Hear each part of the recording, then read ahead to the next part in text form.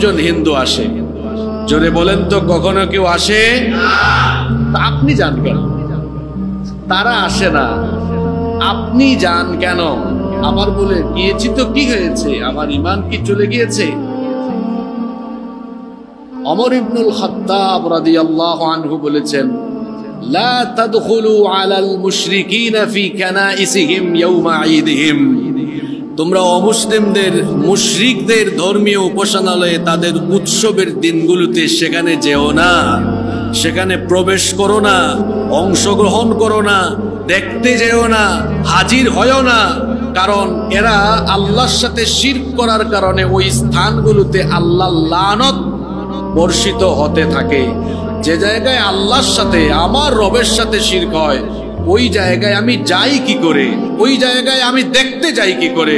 উৎসবে সামিল হই কিভাবে? এটা তো আমি মুসলমান হিসাবে আমার জন্য সেখানে যাওয়া উচিত হতে পারে। অনেকে আছে এখন শুভেচ্ছা জানায়, ইসলামী রাজনীতি করে এরকম কিছু মানুষও শুভেচ্ছা জানায়।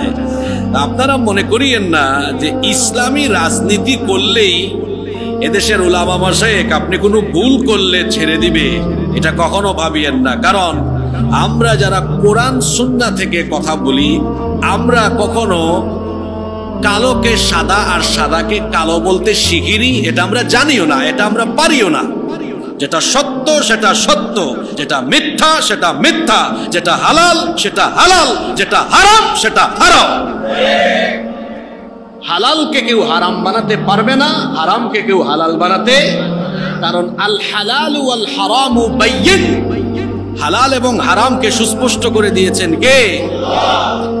আপনি বিধর্মীদের অনুষ্ঠানে শুভেচ্ছা জানাতে পারবেন না। যদি জানান তাহলে আপনার কোরআন সুন্নাহর জ্ঞানের অপূর্ণতা আছে। আপনাকে সেই অপূর্ণতা পূরণ করার জন্য আরো পড়াশোনা করতে হবে, বা আলেম ওলামার সুহবতে আপনাকে থাকতে হবে।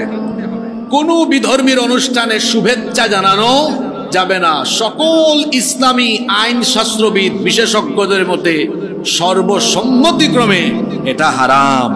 চট্টগ্রাম শহরে দেখবেন অনেক মুসলমানের সন্তান, এরা বিভিন্ন রাজনৈতিক দল করে। শুধু ইসলামী রাজনীতি বলছে না, ইসলামী রাজনীতি হোক আর মুসলমানের সন্তান অন্য ঘরানার রাজনীতি করুক, মুসলমান যে হবে, মুসলমান পরিচয় যার থাকবে, মুসলমান নাম যার থাকবে, সে কোনো বিধর্মীর অনুষ্ঠানে শুভেচ্ছা জ্ঞাপন করতে পারে না।